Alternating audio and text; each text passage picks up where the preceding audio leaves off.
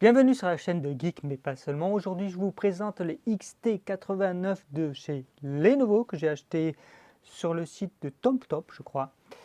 Et franchement, j'ai eu beaucoup de mal à faire cette vidéo parce que il n'y a pas grand chose à dire sur ces écouteurs. Ils ne valent vraiment pas grand chose, ils valent même pas leur prix. C'est-à-dire, je crois que je les ai payés 13 €, ce qui est extrêmement cher pour quelque chose qui ne va pas. Mais c'est pas grave. Donc, ils arrivent dans cette petite boîte.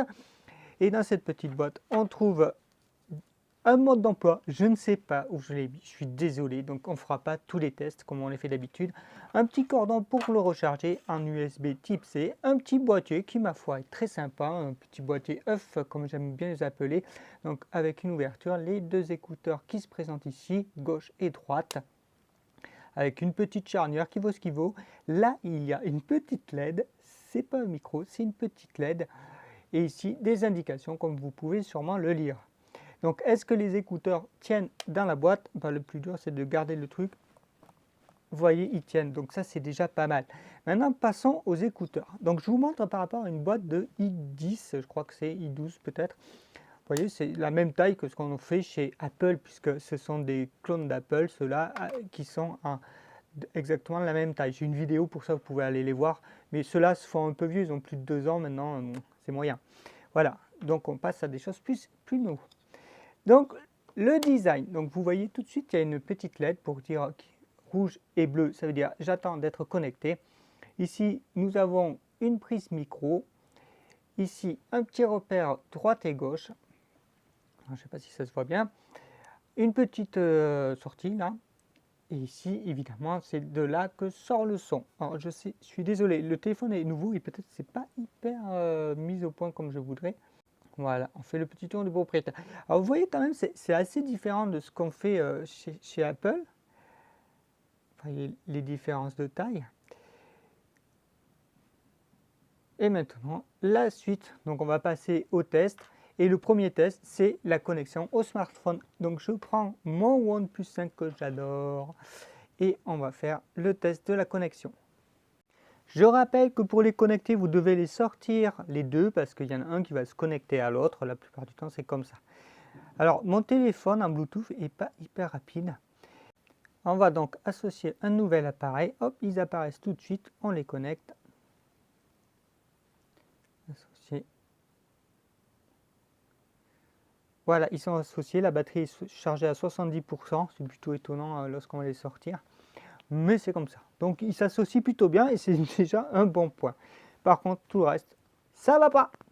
Et donc on va essayer de trouver de la musique libre de droit et ça va être un peu plus compliqué, mais pas trop, pour faire la suite du test. Voilà, j'ai connecté, vous voyez le micro, alors j'en ai pris qu'un seul, hein. Il est connecté directement au micro, enfin connecté, c'est une façon de parler. Voilà, je passe quelques petits morceaux de musique vite fait. Et on s'aperçoit tout de suite qu'il manque complètement de basse. Donc on est plutôt dans les aigus médiums. Et vraiment, le son n'est même pas équilibré. C'est tout ce que je leur reproche. Moi, ce que je préfère sur les écouteurs, c'est le son. Et quand le son n'est pas bon, j'ai même pas envie de poursuivre ça. Donc l'autre problème aussi, c'est qu'il est très sensible du pad. Et lorsque vous avez les oreilles avec cette forme-là, des fois, ce sont vos oreilles qui déclenchent. C'est-à-dire que je baille et il suffit de le toucher légèrement et pas forcément que sur la tranche, là, comme c'est prévu à cet effet, ça déclenche quelque chose et c'est très désagréable. Ça, c'est juste impossible de vivre avec ces écouteurs. Donc, est-ce que ça vaut le coup que je continue à faire la vidéo, sachant que je ne vais pas vous les conseiller? Mais franchement, pas du tout. Ah, par contre, tant que j'y pense, n'hésitez pas à vous abonner.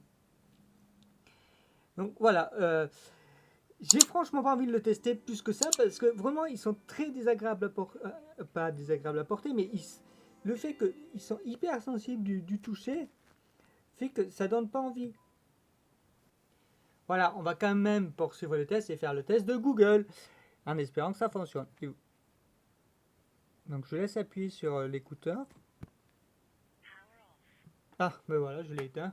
Ça c'est ballot. Alors, on va faire l'assistant. On laisse appuyer 2 secondes, je crois que c'est. Je veux regarder Geek MPS. sur YouTube. Alors, il n'a pas compris Geek MPS, mais ça c'est normal. Bon, il a ouvert YouTube, ce qui est déjà pas mal, mais c'est pas du tout ce qu'on lui demandait. Donc maintenant, on va essayer Spotify. Je veux écouter... Quand il veut, hein.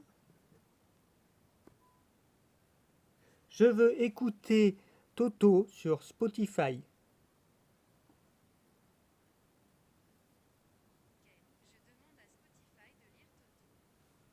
Maintenant, on va tester la latence entre la voix et les écouteurs.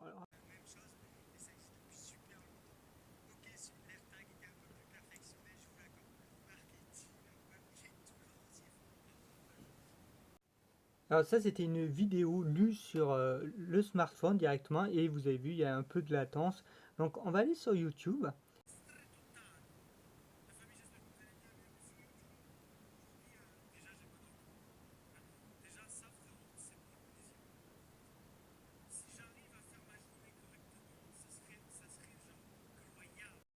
Voilà, je ne vous fais pas tous les tests que je fais d'habitude parce que je vous ai déjà dit, je ne vais pas vous les conseiller. Franchement, économisez votre argent et trouvez autre chose. Voilà, je viens de mettre les écouteurs, donc vous voyez à quoi ça ressemble sur l'oreille. Et l'autre test que je peux faire, c'est l'écouteur. Alors, l'écouteur en général, ils en mettent un seul, donc là c'est le gauche qui a pris le son. Donc en général, ils en coupent un des deux pour éviter que votre interlocuteur entende du son assez bizarre. Donc ça c'est plutôt bien fait. Par contre, j'ai essayé de faire une conversation avec ma maman. Elle n'entendait rien, donc j'ai dû passer sans les écouteurs. Donc franchement, qu'est-ce que tu nous as fait les logos? Alors, en écoute, c'est pas mal si vous aimez pas la bonne musique, il n'y a pas de souci. Pour écouter un film, ça peut suffire. Pour téléphoner à vos proches, alors clairement, c'est pas bon, mais vraiment pas bon. Pour écouter la musique, j'ai déjà dit, c'est pas bon. Et en fait, il n'y a rien de bon. Et je comprends pas que Lenovo ose signer ces écouteurs. C'est dommage parce qu'ils partaient, et je trouvais plutôt sympathique. L'autonomie était normale, pas correcte, mais normale. Et voilà, on comprend pas. Donc, je ne vous les conseille pas, les XT89. Vous économisez votre argent et vous achetez autre chose. La semaine prochaine, je vous montre cela. C'est les TWS6 qui coûtent moins de 6 euros.